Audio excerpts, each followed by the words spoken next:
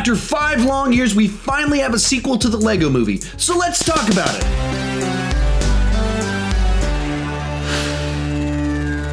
5 years after the events of the first film, Bricksburg has been turned into a post-apocalyptic wasteland. Still, Emmet sees everything as awesome, but when his friends are abducted by aliens, he must attempt to rescue them and discover what he's really made of. Like most people, I found the first film to be such a pleasant surprise. So what did I think about the second film? I'll tell you in just a second, but be sure to tell me, what did you think about it down below in the comment section? Did you love it? Did you hate it? Are you somewhere in between? Are you anticipating it? Are you kind of not so excited about it because the trailers haven't looked great? Tell me your thoughts down below. With that said, let's get started talking about the good. And probably the best thing about this film is that, like the first film, it tells the wild, wacky adventure, but it also explores ideas about how people actually interact with Legos. Whereas the first film dove into the differences between how a father and a son would interact with Legos, this one digs into different family dynamics and might go even deeper into those sorts of ideas and makes it a more pivotal aspect of the plot. And somewhat to that point, this film is just jam-packed with meta references to the origin of the story that we are watching inside of the story that we are watching, references to the actual careers and filmography of the voice talent, references to the franchises that are getting little cameos inside of the story. It's just all these little Easter eggs and references that you can catch and have fun with. Like the first film, it moves at a frantic pace, just throwing references and jokes at the screen left and right. Songs appear, action sequences, things keep happening, so you're constantly engaged with the story. The humor is very witty and clever.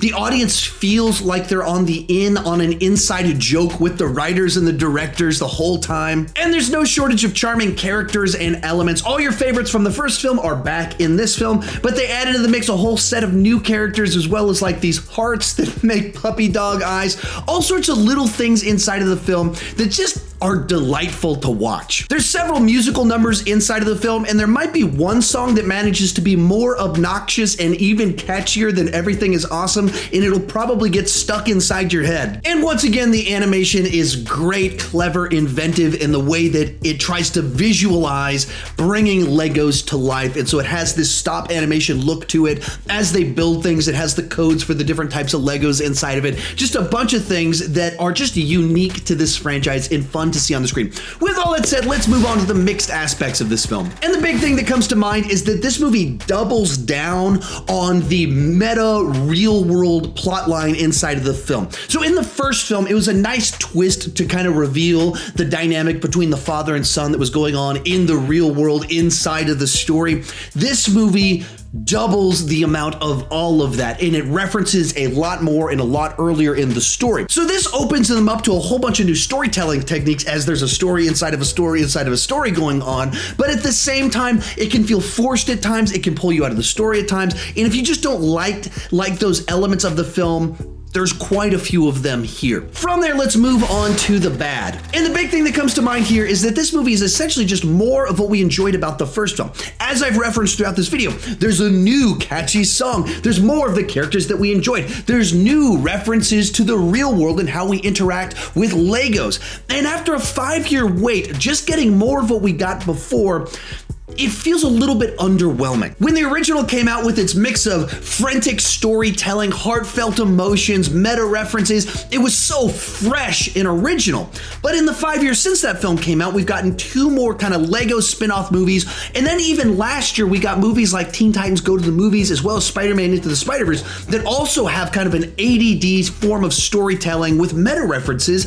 And so by the time this movie comes out, it feels a little bit late. It doesn't have that freshness and originality that was once there. It's not bad, it's not embarrassing, they didn't fumble the ball or anything like that. They just kind of gave us a fairly safe sequel to the original film. Also, the plot and themes start to get very muddled as the film goes along. There's so many characters with subplots and little ideas they tried to throw into the mix that it all starts to layer on top of each other that you're not quite sure how it all ties together by the end of it or what message exactly they're trying to communicate. Like, there's a big plot twist in the third act that I just don't know how it makes sense in light of the story that they're telling overall. Like, I know I'm watching a movie about Legos coming to life, but because it ties back to the real world, I'm not entirely sure how all these elements tie together exactly. And where they go with the Lego Batman character is pretty funny, but I'm not crazy about them doing that with a Batman inside of this universe. But real quick, before I give you my final score on this one, remember to tell me what you thought about it down below in the comment section. Did you love it? Did you hate it? Or are you somewhere in between on this one?